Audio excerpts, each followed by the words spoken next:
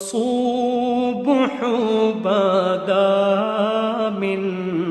طلعته.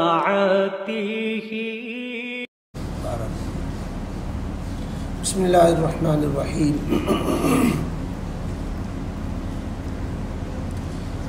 چوتھے پارے میں چوتھا رکوع اور سورہ آل عمران کا 13واں رکوع چل رہا ہے.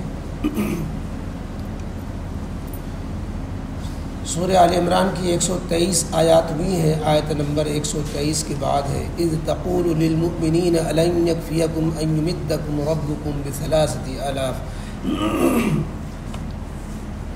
اعوذ باللہ من الشیطان الرجیم. بسم اللہ الرحمن الرحیم. اذ تقول للمؤمنین الن یکفیکم ان یمدکم ربکم بثلاثۃ آلاف من الملائکۃ منزلین بلا ان تصبروا وتتقوا ويأتوكم من فورهم هذا يمددكم ربكم بخمسة آلاف من الملائكة مسومين وما جعله الله إلا بشرى لكم ولتطمئن قلوبكم به وما النصر إلا من عند الله العزيز الحكيم ليقطع طرفا من الذين كفروا أو يكبتهم فينقلبوا خائبين. صدق الله العظيم.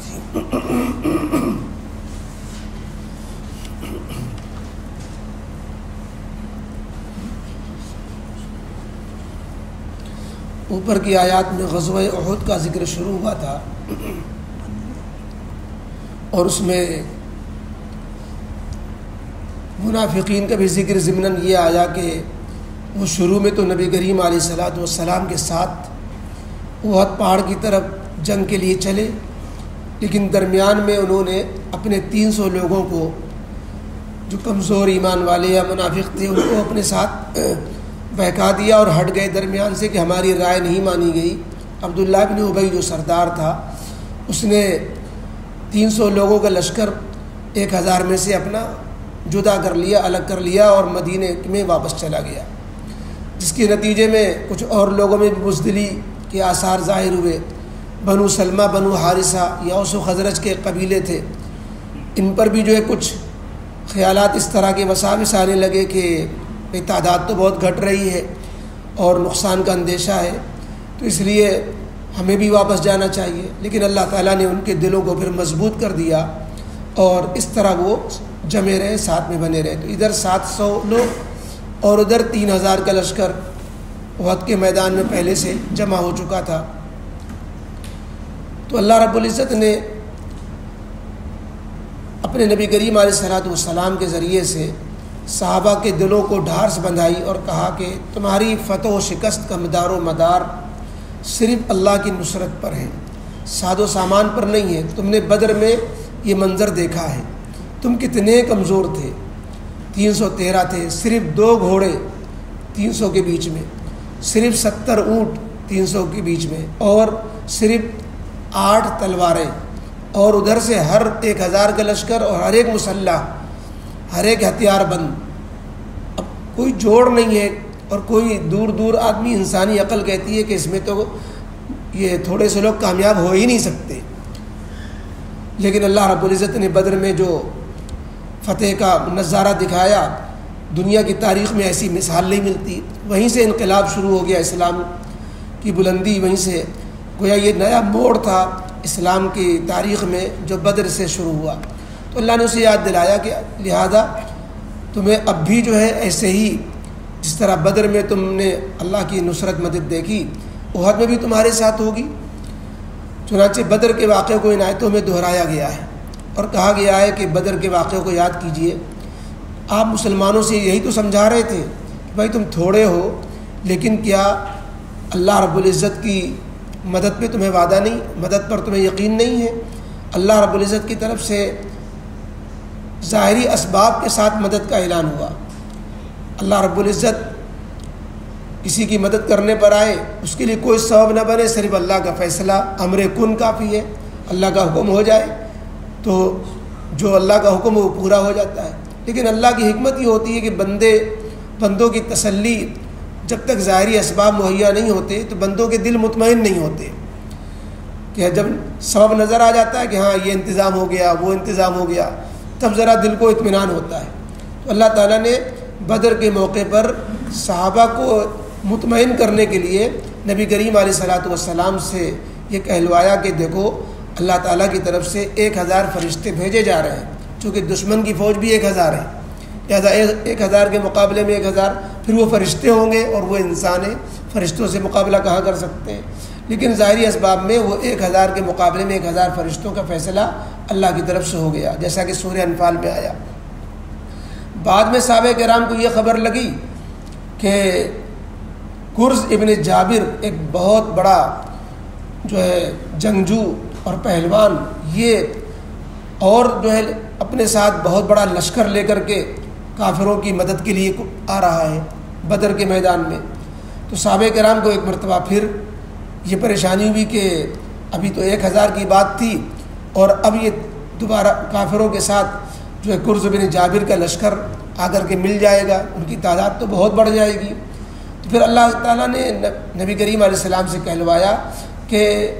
ہم 3000 کا لشکر، 3000 فرشتوں کا لشکر، کہ دشمن کی تعداد، دشمن تم سے 3 گنا ہے، تم 300 ہے تو 300 ہو اور وہ لوگ 1000 ہیں، لہذا 3 گنا لشکر ہے تو ہم 3000 فرشتے بھیجے دیتے ہیں، جو تعداد تمہارے مقابلے میں 3 گنی ہے تو تعداد جو ہے 3 گنی کر دیتے ہیں۔ اور پھر اگر جابر ابن کرز میدان میں کود پڑا اور اس نے جو ہے ہلہ بولا ایک دم سے، تو اللہ تعالیٰ کی طرف سے تمہیں یقین دلایا جاتا ہے کہ پھر 5000 کا لشکر اور بھیج دیا جائے گا، اور بتاؤ کتنے تمہیں جو ہے اپنے ظاہری اسباب کتنے چاہیے۔ تو اللہ تعالیٰ کی طرف سے بالکل کھلا اعلان کر دیا گیا۔ صحابہ کرام کو اتنے دل مضبوط ہو گئے اور ان کو جو ہے اس قدر یقین ہو گیا کہ اس یقین کی وجہ سے وہ جو ہے بدر میں کسی بھی دشمن سے نہ جھیپ رہے تھے، نہ جو ہے ڈر رہے تھے، اور نہ جو ہے یہ تھا کہ ہم جو ہے بے سر و سامان ہیں، بغیر ہتھیار کے ہیں، کیسے کیا ہوگا۔ تو وہ جو اللہ تعالیٰ کی طرف سے اس طرح کی مدد کے صاف واضح اعلانات ہو گئے، جس کی وجہ سے صحابہ کرام بالکل مطمئن ہو گئے۔ تو اللہ نے فرمایا کہ جو اللہ بدر میں تمہیں اس طرح مطمئن کر چکا ہے اور تم نے وہاں مدد دیکھ لی ہے، یہی صبر و تقوی یہ باقی رکھنا، اللہ تعالیٰ صبر و تقوی سے راضی ہو کر کے اپنی خاص مدد نازل کیا کرتا ہے۔ اور اللہ تعالیٰ کو یہ بھی منظور تھا کہ اب اسلام کے غلبے کا وقت آ گیا ہے، دشمنوں کی ناکامی کا وقت آ گیا ہے، دشمنوں کی جڑیں کاٹی جائیں، دشمنوں کے غلبے کو ختم کیا جائے، کافروں کفر و شرک کی شان و شوکت کو مٹی میں ملایا جائے اور سرزمین عرب کو اسلام کا قلعہ بنایا جائے۔ تو اللہ تعالیٰ کا چونکہ یہ پہلے سے منصوبہ تھا، اس لیے اللہ تعالیٰ نے فرشتوں کے ذریعے سے اس کام کو انجام دلایا۔ صحابہ کرام کہتے ہیں کہ بدر کے میدان میں ہم دیکھتے تھے کہ جو لوگ جو ہمارے ہاتھوں کے مارے ہوئے دشمن تھے وہ الگ طرح کے تھے، اور جو فرشتوں کے ہاتھوں کے مارے ہوئے دشمن تھے، کافر تھے، وہ الگ طرح پہچانے جا رہے تھے ان پر جو ہے۔ اور ہم نے بات کھلے طریقے پر جو ہے دیکھا کہ کافر اپنے آپ گرا جا رہا ہے، اپنے آپ گردن اس کی الگ ہوئی جا رہی ہے، اپنے آپ جو ہے موت کے گھاٹ اتارا جا رہا ہے۔ یہ سب ہم کچھ نہیں کر رہے تھے، لیکن ہم یہ منظر دیکھ رہے تھے۔ یہ اللہ رب العزت کی طرف سے فرشتے تھے۔ فرشتوں کی طاقت تو بہت ہوتی ہے، ایک فرشتہ قوم لوط کی پوری بستی کو پلٹنے کے لیے کافی ہے۔ اللہ تعالیٰ نے عذاب کے لیے حضرت جبریل علیہ السلام کو بھیجا اور پورے قوم لوط کی جو 5 بستیاں تھیں انہوں نے ایک انگوٹھے میں اٹھا کر کے آسمان پہ لے جا کے پٹک دیا، سب زمین کے نیچے چلی گئی، زمین کے نیچے کا پانی اوپر آ گیا۔ لیکن اب 1000 فرشتے، یہ صرف جو ہے صحابہ کرام کی تسلی کے لیے اور ظاہری اسباب کے اعتبار سے یہ اللہ تعالیٰ نے کیا۔ اور یہ فرشتے اس لیے نہیں بھیجے گئے تھے کہ باضابطہ لڑے، بلکہ فرشتوں کی موجودگی میں قوت، ہمت اور دل میں طمانینیت، سکون یہ پیدا کرنا تھا۔ جیسے شب قدر میں اللہ تعالیٰ فرشتوں کو بھیجتے ہیں کہ جو دعا مانگ رہے ہیں ان کی دعا پہ آمین کہیں، جس کی علامت یہ لکھی کہ جب دعا مانگتے ہوئے بندے کو جو ہے یکسوئی ہوتی ہے، رونا آتا ہے اور اللہ تعالیٰ سے تعلق کی کیفیت پیدا ہوتی ہے، سمجھ لو کہ فرشتہ تمہارے ساتھ دعا میں شامل ہے۔ تو اسی طریقے سے صحابہ کرام کی قدم جمانے کے لیے، ثابت قدمی کے لیے، ان کی دلوں کو مضبوط رکھنے کے لیے یہ فرشتوں کی موجودگی تھی۔ ہاں کچھ فرشتوں کو اللہ تعالیٰ نے کافروں کے مارنے اور کافروں کو شکست دینے کے لیے بھی ان سے کام بھی لیا، ورنہ فرشتوں کی موجودگی تو صرف صحابہ کرام کی مضبوطی کے لیے تھی۔ اور جیسا کہ آیت میں خود کہا گیا ہے کہ ہم نے صرف خوشخبری کے لیے، تمہارے دلوں کو جمانے کے لیے، مطمئن کرنے کے لیے، ورنہ اللہ کو یہ بھی قدرت تھی ایک بھی فرشتہ نہ بھیجتا، بلکہ تم کو جنگ بھی نہ لاتا، اللہ تعالیٰ یوں ہی کافروں کو موت کے گھاٹ اتار دیتا، یا اللہ تعالیٰ کافروں پر کوئی اور عذاب بھیج دیتا، کافروں کو یوں ہی ختم کر دیتا۔ لیکن اللہ نے دنیا دار الاسباب بنائی ہے، اور اللہ تعالیٰ کی اپنی اپنی حکمت ہوتی ہے، اللہ کے رازوں کو اللہ ہی زیادہ بہتر جاننے والے ہوتے ہیں۔ تو اللہ نے یہاں پر ان آیتوں میں بدر کا تذکرہ کیا، اور بدر کا تذکرہ غزوہ احد میں جو لوگ صحابہ کرام نکلے تھے ان کو مطمئن کرنے کے لیے، ان کے دلوں کو جمانے کے لیے، چونکہ عبداللہ بن ابی منافق نے جو ہے ماحول خراب کر دیا تھا، اپنے 300 لوگوں کو لے کر کے کھسک گیا، اور ان لوگوں میں بھی کمزوری کی وسوسے آنے لگے، تو اللہ تعالیٰ کی طرف سے ان کو مطمئن کیا گیا کہ فتح تمہاری ہی ہوگی۔ ہاں، صبر و تقویٰ میں کمی نہیں آنی چاہیے۔ چنانچہ آگے کہ اب رکوع میں غزوہ احد کا تذکرہ تقریباً 3-4 رکوع تک لگاتار چلا گیا ہے، اور اس میں پوری فتح ہو گئی، مال غنیمت صحابہ کرام کے ہاتھوں لگا۔ اسی میں ایک غلط فہمی سے ایک غلطی، اجتہادی غلطی ہو گئی بعض صحابہ سے کہ چونکہ جنگ ختم ہو گئی ہے لہذا ہمیں مال غنیمت میں شامل ہو جانا چاہیے۔ بس یہی جو چوک تھی اس نے پانسا پلٹ دیا، جتنا نفع ہوا تھا اتنا ہی نقصان ہو گیا۔ 70 آدمی کافروں کے مارے تھے، اب 70 مسلمانوں کے شہید ہو گئے، تو یہ برابر کی جنگ ہو گئی۔ پھر بعد میں شروع میں اللہ تعالیٰ نے وہ پوری فتح عطا فرما دی تھی، وہ آگے تفصیلات آئیں گی۔ تو ان آیتوں میں بدر کا ذکر ہے۔ بدر جو ہے مدینہ منورہ سے 20 میل کے فاصلے پر ایک ریتیلا میدان ہے، اور وہاں جو ہے پانی بھی ہے اور تھوڑا کچھ پہاڑی علاقہ بھی ہے۔ تو اس طریقے پر یہ بدر کا کے مقام پر پہلے سے ان کا لشکر پہنچ چکا تھا کافروں کا، اور پھر نبی کریم علیہ الصلوۃ والسلام پہنچے اور وہاں پر جنگ شروع ہوئی۔ اصل یہ جنگ کے لیے نہیں ہوئی تھی، صحابہ کرام جو 313 گئے تھے یہ جنگ کے لیے گئے نہیں تھے، یہ تو جنگ پیش آ گئی تھی، اور جنگ پیش آنے کی وجہ یہ پیش ہوئی تھی کہ نبی کریم علیہ الصلوۃ والسلام کو یہ پتہ چلا کہ ملک شام سے کافروں کا قافلہ مکے کی طرف واپس آ رہا ہے، اور بہت ساز و سامان لے کر آ رہا ہے، اور انہوں نے یہ قسمیں کھائی ہوئی تھیں کہ ملک شام سے آنے والا یہ پورا سامان جو ہے یہ مسلمانوں کے مقابلے میں، مسلمانوں کو ختم کرنے کے لیے، مسلمانوں کو کمزور کرنے کے لیے، مسلمانوں کے خلاف استعمال ہوگا۔ تو نبی کریم علیہ السلام نے صحابہ کرام کو حکم دیا کہ ان کا قافلہ روکو، اب یہ موقع ہے، ان کا قافلہ روکو، اور ان کو اس طرح مضبوط مت ہونے دو جس طرح انہوں نے ہم کو نقصان پہنچایا۔ اللہ تعالیٰ کی طرف سے اجازت مل گئی ہے، اذن للذین یقاتلون بانہم ظلموا، کہ ان مظلوموں کو جن کو جو ہے گھر و بار سے نکالا گیا، کاروبار سے نکالا گیا، ان کا وطن چھڑایا گیا، اب ان کو اجازت دی جاتی ہے کہ وہ اپنا بدلہ لیں۔ تو اس کے لیے جو ہے تجارتی قافلے کو روکنے کے لیے یہ جو ہے صحابہ کرام کا لشکر اولاً گیا تھا، لیکن وہاں ہوا یہ کہ وہ قافلہ کسی طرح خبر لگ گئی۔ ابو سفیان اس کا سپہ سالار تھا لشکر کا، جو ملک شام سے آ رہا تھا، تو وہ اس کو کسی طرح خبر لگ گئی کہ ہمارا قافلہ کہیں لوٹ نہ جائے، لوٹنے کے لیے کچھ مسلمانوں کی طرف سے حملہ ہونے والا ہے قافلے کو لوٹنے کے لیے، تو اس نے راستہ بدل دیا اور وہ ساحل سمندر ہو کر کے وہ مکہ چلا گیا۔ لیکن یہ اور ادھر سے پھر اپنی جو جنگ کی تیاری کر کے بدر کے مقام پہ واپس آیا۔ تو یہ جو ہے ایک غیر طے شدہ جنگ تھی جو بعد میں بڑی جنگ میں تبدیل ہو گئی، اور یہی جنگ جو ہے آگے اسلام کی جو ہے انقلابی جنگ بن گئی۔ تو یہ اس کا پس منظر تھا۔ تو بدر کے مقام میں، چونکہ بدر جو کا مقام ہے وہ ایک جنکشن ٹائپ کا ہے، مکے کا راستہ، مدینے کا راستہ، ملک شام کا راستہ بدر سے ہو کر گزرتا ہے، تو وہاں پر یہ جنگ لڑی گئی تھی۔ تو اللہ تعالیٰ نے اسی کا ذکر فرمایا ہے، اذ تقول للمؤمنین، بدر میں اللہ تعالیٰ نے تمہاری مدد فرمائی جبکہ آپ مسلمانوں کو سمجھاتے ہوئے کہہ رہے تھے، الن یکفیکم، کیا تمہارے لیے یہ بات کافی نہیں ہے، ان یمدکم ربکم بثلاثۃ آلاف، کہ اللہ تمہارا رب تمہاری مدد کو بھیج دے 3000 من الملائکۃ، فرشتے منزلین جو آسمانوں سے اتارے ہوئے ہوں گے۔ بھلا اور کیوں نہیں، اللہ تعالیٰ کی طرف سے یہ بات کافی ہے، ان تصبروا وتتقوا، اور یہی نہیں بلکہ اگر تم صبر و تقوی میں جمے رہے وَيَأْتُوكُم مِّن فَوْرِهِمْ هَٰذَا، اور یکبارگی اگر تم پر تمہارے پاس یہ لشکر ٹوٹ پڑے کافروں کا اور کہیں سے، جیسا کہ خبر ملی تھی کہ کرز ابن جابر ایک بہت بڑا جنگجو جو ہے اپنے لشکروں کو لے کر آ رہا ہے، تو اللہ نے فرمایا کہ اگر تمہیں یہ خبر لگ رہی ہے اور تم اس کی وجہ سے ڈر رہے ہو، تو اگر یکبارگی یہ کافروں کا لشکر تمہارے پاس ٹوٹ پڑے گا، یمددکم ربکم، تو تمہارا رب تمہاری مدد کو بھیجے گا بخمسۃ آلاف من الملائکہ، تو فرشتوں کی 5000 فوج بھیج دے گا، مصومین، جن کی خاص علامتیں ہوں گی اس فوج کی۔ تو لیکن یہ نوبت نہیں آئی، چونکہ کرز ابن جابر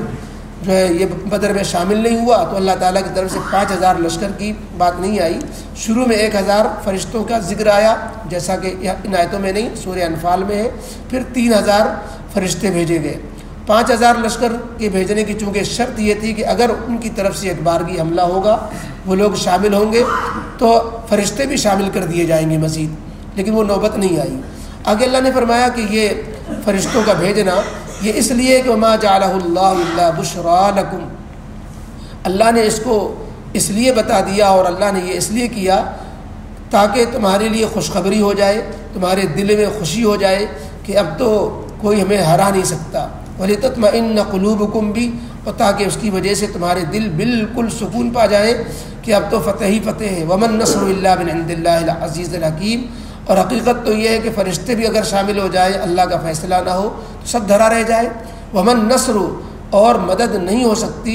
مگر اللہ رب العزت کی طرف سے، جو بڑے غلبے والے حکمتوں والے ہیں۔ تو اللہ کی حکمت ہوئی کہ مدد کو اس شکل میں بھیجا جائے۔ لِيَقْطَعَ طَرَفًا مِّنَ الَّذِينَ كَفَرُوا، اور اللہ یہ چاہتے تھے تاکہ کافروں میں سے ایک جماعت کی جڑیں کاٹ دے۔ لِيَقْطَعَ طَرَفًا مِّنَ الَّذِينَ كَفَرُوا، کافروں کے ایک حصے کو ختم کرے، ہلاک کرے، او یکبتہم، یا ان کو ذلیل کرے۔ چنانچہ 70 مارے گئے تھے اور 70 ہی جو ہے قیدی بنائے گئے تھے۔ فینقلبوا خائبین، سو اس طرح وہ خائب و ناکام ہو کر کے لوٹے۔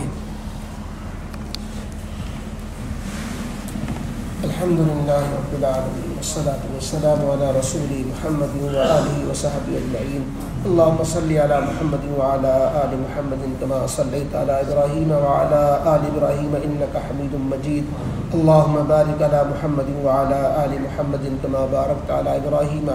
وعلی آل ابراہیم انک حمید مجید۔ یا اللہ یا رحمان یا رحیم، ہم سب کے گناہوں کو معاف فرما، اے اللہ اپنے فضل کا معاملہ فرما، اے اللہ یا رب العالمین آپ نے اسلام کو سربلندی عطا فرمائی، اللہ صبر و تقوی کے نتیجے میں اے اللہ تیری خوب مددیں نازل ہوئی۔ اے اللہ ہم آج تعداد میں بہت زیادہ ہونے کے باوجود صبر و تقوی سے محروم ہونے کے سبب اے اللہ تیری مدد سے بھی محروم ہو گئے ہیں۔ اے اللہ پوری امت مسلمہ کی حال پر رحم فرما دیجیے۔ اے اللہ دینی دنیاوی دونوں اعتبار سے زوال پذیر ہیں مسلمان۔ اے اللہ نہ تو دین پر عمل ہے نہ دنیا کے اعتبار سے کوئی ترقی ہے۔ اے اللہ دین دنیا دونوں میں اللہ جو ہے پسماندہ ہو چکے ہیں، اے اللہ ذلیل و رسوا ہو رہے ہیں۔ اے اللہ اپنا فضل فرما دیجیے،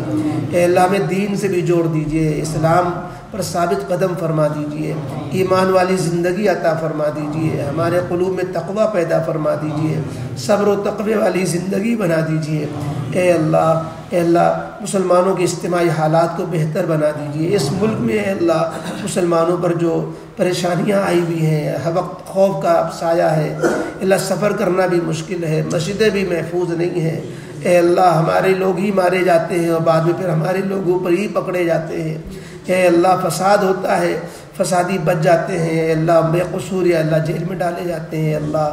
یہ صورتحال تو سے چھپی بھی نہیں ہے، اللہ آپ خوب جاننے والے ہیں۔ اے اللہ اپنا فضل فرما دیجیے، اے اللہ مسلمانوں پر خصوصی مدد فرما دیجیے۔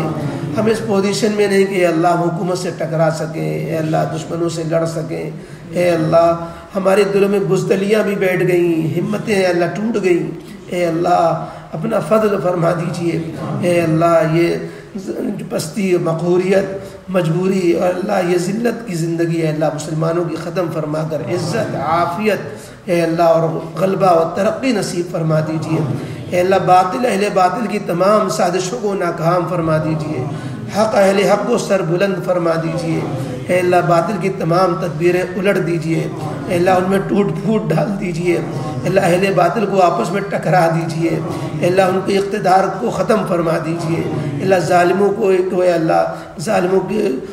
ظلم سے باز رہنے والا بنا دیجئے، جن ظالموں کی قسمت میں ہدایت نہیں ہے اللہ دنیا میں ان پر عذاب اپنا ڈال دیجئے، اے اللہ اپنے فضل و کرم سے جو بھی مسلمان پریشان حال ہیں، جن کے گھروں میں اے اللہ پریشانی آئی ہوئی ہے، اے اللہ جو بے قصور جیلوں میں ہیں، مقدمات میں ماخوذ ہیں، اے اللہ سب پر اے اللہ اپنی فضل کی اپنی مدد نازل فرما دیجئے، عزت کے ساتھ رہائی کی صورتیں پیدا فرما دیجئے، دشمنوں کے نرغے سے نکال لیجئے، اے اللہ جو لوگ بیمار ہیں انہیں شفا عطا فرما دیجئے، اے اللہ ہر قسم کی بیماروں کو اور ہر قسم کی بیماری کو اے اللہ صحت کاملہ عاجلہ مستمرہ عطا فرما دیجئے،